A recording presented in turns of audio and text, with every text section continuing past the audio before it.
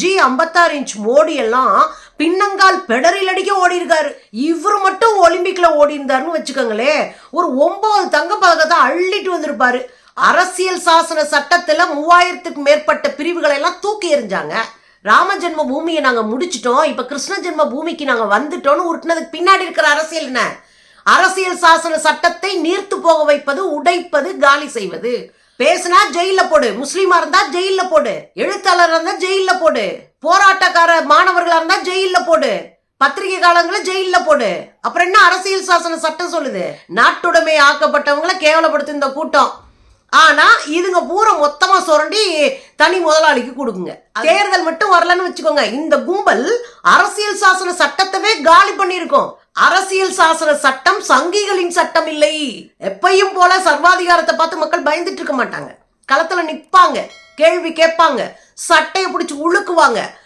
அப்படி மக்கள் எழுச்சியின் முன்னாடி எவ்வளவு பெரிய சர்வாதிகாரியா இருந்தாலும் மண்டியிடணும். அதுதான் வரலாறு.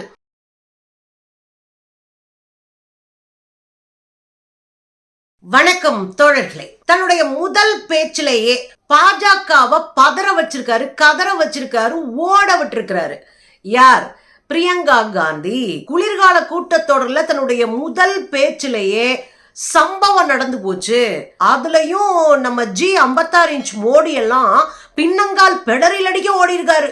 அவர் ஓடின ஓட்டத்தை பார்த்தவங்க எல்லாம் சொல்றாங்க, இவரு மட்டும் ஒலிம்பிக்ல ஓடி இருந்தாருன்னு வச்சுக்கோங்களே, ஒரு 9 தங்க பதக்கத்தை அள்ளிட்டு வந்திருப்பாரு அப்படின்னு சொல்ற அளவுக்கு சங்கி கும்பல் தெரிச்சு ஓடி இருக்கு. சும்மா தரமான சம்பவம் நடந்திருக்கு. பாஜகவின் முகத்திரைய கிழின்னு கிழிச்சு சும்மா நாரா தொங்க போட்டிருக்காங்க. ஏற்கனவே ஒரு வீடியோவில் நான் சொன்னேன், ஐயோ இருக்கிற ஆளுகளே எக்கு தப்பா ஏறி அடிப்பாங்க, இந்த அம்மா வேற உள்ள போறாங்க, இந்த அம்மா தாம் பங்குக்கு அடிச்சு ஆடுவாங்க. இந்த அம்மாவுடைய பரப்புரை பிரச்சாரம், அந்த ஸ்ட்ராங், இதெல்லாம் பார்த்துட்டு தான் உத்தரப்பிரதேசத்துக்குள்ள மிகப்பெரிய ஒரு கேம்பெயினை வச்சு பாஜகவுக்கு ஓட்டே கிடைக்காம உடைச்சு விட்டது இந்த அம்மா தான். அப்படி இருக்கும்போது உள்ளா போறாங்க, என்ன கதியாக போறானுங்களோ இந்த சங்கிங்கன்னு நான் நினைச்சேன் நடந்துருச்சுங்க. பார்லிமெண்ட்ல இப்ப குளிர்கால கூட்டத்தொடர் நடக்குதுங்க. அரசியல் சாசன சட்டத்தினுடைய 75வது ஆண்டை கொண்டாடும் விதமாக அது குறித்து விவாதிக்கிறதுக்கு இன்னைக்கு கூடியிருக்கிறாங்க எம்பிஸ் எல்லாம். அதுல ராஜ்நாத் சிங் தான் தொடங்கி வச்சு பேசியிருக்கிறாரு. வழக்கம்போல சங்கி என்ன பேசுவாங்க, இந்த நாடு நாசமா போனதுக்கு நேரு காரணம், இந்திரா காந்தி காரணம், அப்படித்தானே ஓட்டிட்டு இருக்கிறாங்க. அது போலயே அவரும் பேசி விட்டுட்டு உட்கார முதல் பேச்சை பிரியங்கா காந்தி பார்லிமெண்ட்டுக்குள்ள பேசுறாங்க. சும்மா அத்திர விட்டுருக்காங்க. மொத அடியே போட்ட அடி.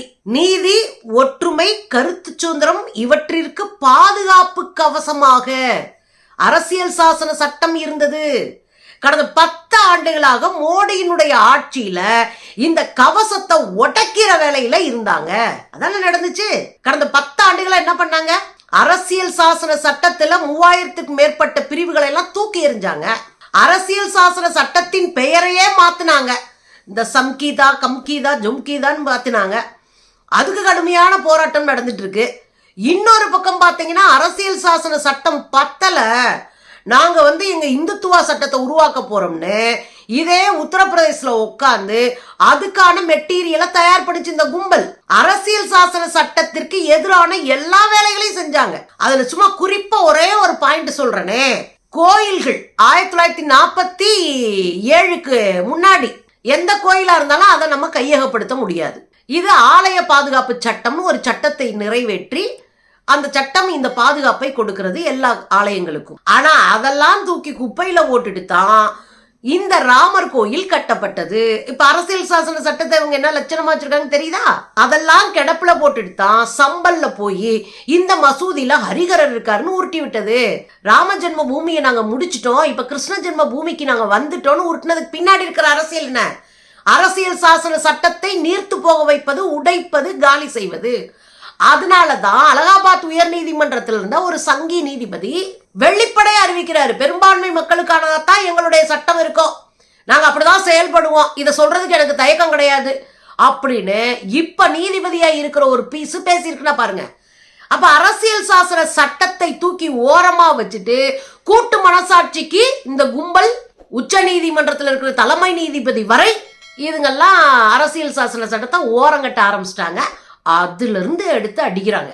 அப்ப அரசியல் சாசன சட்டம் நீதி, ஒற்றுமை, கருத்து சுதந்திரம் இவைகளினுடைய பாதுகாப்பு கவசமா இருந்தது உடைக்கப்பட்டிருக்கே. பேசினா ஜெயில போடு, முஸ்லீமா இருந்தா ஜெயில போடு, எழுத்தாளர் இருந்தா ஜெயில போடு, போராட்டக்கார மாணவர்களா இருந்தா ஜெயில போடு, பத்திரிகை காலங்கள ஜெயில போடு. அப்புறம் என்ன அரசியல் சாசன சட்டம் சொல்லுது? உனக்கு எதிர்கட்சியா இருக்கிறாங்களா அவங்க எல்லாம் பிடிச்சி ஜெயில போட்டு ஜாமீனே கொடுக்காத. சோ இதுல இருந்து ஆரம்பிக்கிறாங்க. அரசியல் சாசன சட்டம் நம்ம கொடுத்திருக்கிற உரிமை. நாம இங்க யாரையும் எதையும் எதிர்த்து கேள்வி கேட்கலாம். ஆனா அதை உடைக்கிற வேலையில தெம்பா நிக்குது அப்படின்றதுல ஆரம்பிச்சு சும்மா பொழந்திருக்காங்க. நாட்டின் தொழில்களை எல்லாம், நாட்டின் வளங்களை எல்லாம், நாட்டினுடைய அடிப்படை கட்டமைப்புகளை எல்லாம் 140 கோடி மக்களை ஏமாத்திட்டு ஒருத்தருக்காக இந்த குரூப், அதாவது மோடி குரூப் வேலை பார்த்துட்டு இருக்கு அப்படின்னு ஒரு கொட்டு வச்சாங்க. அதான உண்மை. அதானிக்கு நெருக்கடினா பதறிடுவார் மோடி.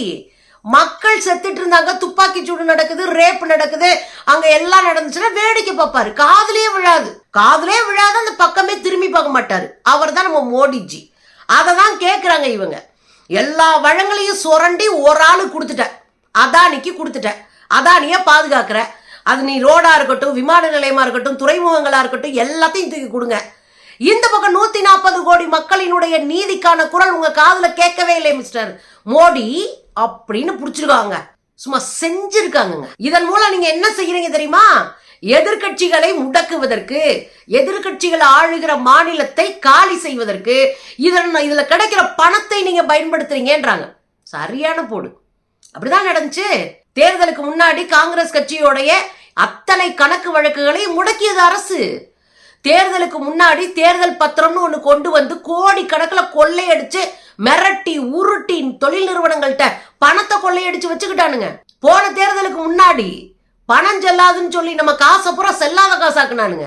இப்ப அந்த சேர்த்து வச்ச பணத்தை கண்டெய்னர்ல ஏத்திக்கிட்டு தான் இங்க ஊரா இருக்கிற அரசு பூரா கெடுத்து விடுறான், பூரா காலி பண்ணி விடுறான். ஒண்ணு பேரிடர்கள்ல பணம் கொடுக்காம நம்மளை சாவடிப்பான், இல்லைன்னா பணத்தை கொடுத்து உள்ளூர்ல கிளர்ச்சியை உருவாக்கி, பிரச்சனையை உருவாக்கி, மோதலை உருவாக்கி ஓட்ட அறுவடை பண்ணும். அதுக்கு இந்த பணத்தை பயன்படுத்திட்டு இருக்கு இந்த கும்பல். போட்டு அட்டின்னு அடிச்சிருக்கிறாங்க பாருங்க. அதுல அழகா ஒரு கேள்வி கேட்டாங்க. நீங்க பாட புத்தகங்களின் நேருவினுடைய பெயரை தூக்கிடலாம், பாட புத்தகத்துல இருந்து நீங்க நேரு பெயரை தூக்கிடுவீங்க. ஆனால் இந்த நாட்டை, இந்த நாட்டின் விடுதலைக்கு நேரு செய்த வேலையும், நேரு செய்த போராட்டத்தையும், அவர் செய்த கட்டமைப்பையும் ஒருபோதும் உங்களால் மறைக்கவே முடியாது. ஏன்னா பல விஷயங்களை நாட்டுடைமையாக்குது நேரு, இந்திரா காந்தி தான். இந்த நாட்டில் தனியார்கிட்ட இருந்த பல விஷயங்கள், அது ஏர்போர்ட்டா இருக்கட்டும், இங்க இருக்கிற பேங்க்ஸா இருக்கட்டும், பஸ்ஸா இருக்கட்டும். நம்ம ஊர்ல எல்லாம் பஸ்ஸை டாக்டர் கலைஞர் அவர்கள் தான் நாட்டுடைமையாக்கி விட்டாரு. அது வரையும் தனியார் தானே ஓட்டி தெரிஞ்சுங்க பஸ் எல்லாம். அப்ப புரியுதுங்களா உங்களுக்கு? நாட்டுடைமை ஆக்கப்பட்டவங்களை கேவலப்படுத்த இந்த கூட்டம். ஆனா இதுங்க பூரா மொத்தமா சுரண்டி தனி முதலாளிக்கு கொடுக்குங்க. அதுல இன்னொரு கேள்வி கேட்டாரு இந்த ராஜ்நாத் சிங். சொன்னார்ல, ராஜ்நாத் சிங் மட்டும் இல்ல, அவை தலைவரே பேசுறாரு. எங்க நாடாளுமன்றத்தினுடைய அவை தலைவர் பொதுவான ஆளா இருக்கணும். அவர் சொல்றாரு, இந்திரா காந்தி கொண்டு வந்த 1975ல கொண்டு வந்த எமர்ஜென்சி தான் இந்த நாட்டை நாசமாக்குச்சு, மோசமான சூழல், அத்தாக்கு இதாக்குன்றாங்க. இந்த அம்மா ஒரே ஒரு கேள்வி, எமர்ஜென்சி வந்துச்சுல 1975ல பாடாப்பட்டீங்கள, சரி அதுல இருந்து என்ன கத்துக்கிட்டீங்கன்னு கேக்குறாங்க. செருப்படிங்க. நான் எதையும் மறைக்கலன்ற மாதிரி இதுக்கு பின்னாடி இருக்கிற குரல் என்ன? இங்க பாரு, நீ ஆமா நடந்துச்சுல, ரொம்ப மோசமான சூழல் இருந்துச்சுல, ஒரு நெருக்கடியை மக்கள் செஞ்சாங்களே, அரசியல் கட்சிகள் செஞ்சுங்கள, சரி இப்ப அதுல இருந்து நீ என்ன பாடம் கத்துக்கிட்ட?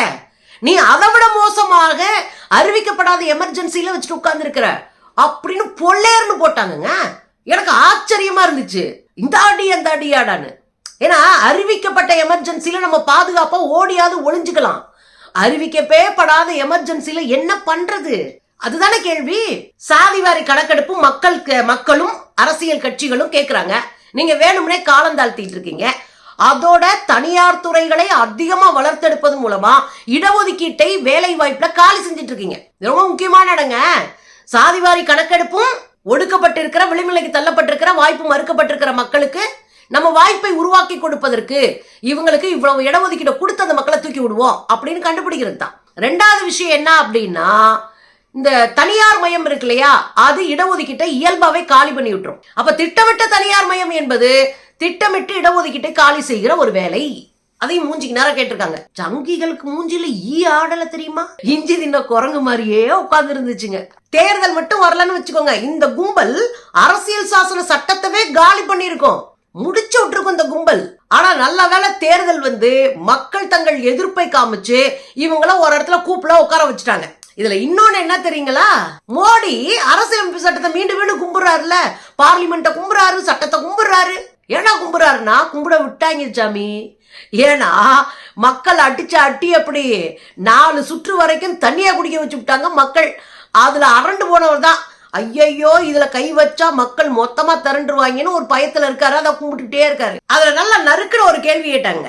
சம்பல், அந்த மசூதிக்கு பக்கத்துல 5 பேரை சுட்டு கொண்டாங்களா, 6 பேரை, அந்த சம்பல் பிரச்சனை.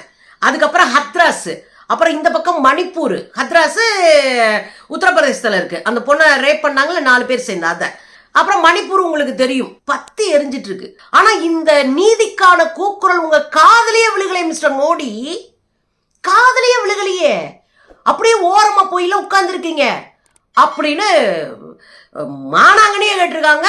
மோடிஜி என்ன நிலவரத்துல இருக்காருன்னே தெரியல. அதுல ஒரு சரியான ஒரு வேலை நடந்து போச்சுங்க. அதுல ஒரு கதை சொல்றாங்க. என்ன சொல்றாங்க? அந்த காலத்துல ராஜாக்கள்லாம் மாறுவேஷம் போட்டுக்கிட்டு சாமானியனை போல கடை வீதிகள்ல ஊர்களுக்குள்ள அப்படியே சுற்றி திரிஞ்சு என்ன தப்பு நடந்திருக்கு, மக்கள் என்ன நினைக்கிறாங்க அப்படின்றதெல்லாம் தெரிஞ்சுக்கிட்டு ஆட்சி நடத்துவாங்க. ஆடைகளை எல்லாம் மாத்திட்டு போய் தெரிஞ்ச ஆட்சி நடத்துவாங்க. ஆனா இப்ப இருக்கிற நம்முடைய அரசாங்கத்துல ஆடையெல்லாம் மாத்துறாங்க. என்னவா, ட்ரெஸ் எல்லாம் மாத்திக்கிறாங்க, நல்லா தான் பண்ணிக்கிறாங்க. ஆனா மக்கள் கிட்ட போறதுக்கு நடுங்கி போய் கிடக்குறாங்கன்னு போட்டாங்க ஒரு போர்டு. அந்த காலத்து ராஜா எல்லாம் மக்கள்கிட்ட போய் தெரிஞ்சுக்கிட்டாங்க. ஆனா இந்த காலத்து ராஜா யாரு? நம்ம மோடி தான். வகை வகையா ட்ரெஸ் பண்றது யாரு? மோடி தான். 56 இன்ச் மோடி அவர்கள் வகை வகையா ட்ரெஸ் பண்ணதை வகை வகையா வச்சு செஞ்சுட்டாங்க. இல்லைன்னா நம்ம ஆளு மக்களை சந்திக்கிறதுக்கே டர்ராய் போய் கிடக்குறாரு அப்படின்னு ஒரு போடு போட்டாங்க. அதுல கடைசியா ஒரு பஞ்சு வச்சாங்க பாரு, அரசியல் சாசன சட்டம் சங்கிகளின் சட்டம் இல்லை. என்னதான் சொல்லியிருக்காங்க? அரசியல் சாசன சட்டம் மக்களுக்கானது, ஆனா சங்கிகளுக்கான சட்டம் நினைச்சுக்கிட்டு இஷ்டத்துக்கு ஆடுதுங்க. அதெல்லாம் இனி நடக்காது. மக்கள் பாஜகவை பார்த்து பயந்திருக்கிறார்கள், ஆனால் அது எப்போதும் நீடிக்காது. மக்கள் திரளுவார்கள், மக்கள் ஒற்றுமையாக களத்திற்கு வருவார்கள். இந்த பாஜகவை பார்த்து பயப்படாம அடிச்சு நொறுக்குகிற ஜனநாயக திட்டத்தை கையில் எடுப்பார்கள் அப்படின்னு இருக்காரு. எவ்வளவு பெரிய வார்த்தை! எப்பையும் போல சர்வாதிகாரத்தை பார்த்து மக்கள் பயந்துட்டு இருக்க மாட்டாங்க. களத்துல நிப்பாங்க, கேள்வி கேட்பாங்க, சட்டையை பிடிச்சு உழுக்குவாங்க. அப்படி மக்கள் எழுச்சியின் முன்னாடி எவ்வளவு பெரிய சர்வாதிகாரியா இருந்தாலும் மண்டியிடணும். அதுதான் வரலாறு. இன்னைக்குங்க பிரிச்சிருக்கிறாங்க. எங்களா ஆளுங்கட்சி கட் பண்றாங்க. பாராளுமன்றத்தை பொதுவாக எதிர்கட்சிகள் முடக்குவார்கள், ஆனால் இப்போதெல்லாம் பாராளுமன்றத்தை ஆளுங்கட்சியே முடக்குகிறது. இது கேவலமான கேடுகட்டத்தனம் என்று சொல்லி அடிச்சு காலி பண்ணி விட்டுருக்காங்க. எனக்கு தெரிஞ்சு சும்மா சம்பவமான உரைனா இதுங்க. சங்கியோ புறம் கதறுதுங்க, கூப்பாடு போடுதுங்க. நாடாளுமன்றத்தையே முடக்கி திங்கக்கிழமை வரையும் ஒத்தி வச்சிருக்கிறாங்க. பேச்சுனா பேச்சு அப்படி இருக்கணும். ஒரு சொல்லும் இடி மாதிரி இறங்கிருக்கு. மோடி கும்பல் நொந்து நூடுல்ஸ் ஆயிட்டாங்க. புதுசு புதுசா வர்றாங்களேயா, ஓடி ஒளிய கூட இடமில்லையே அப்படின்னு பதறதா கேள்வி. நமக்கு சந்தோஷங்க.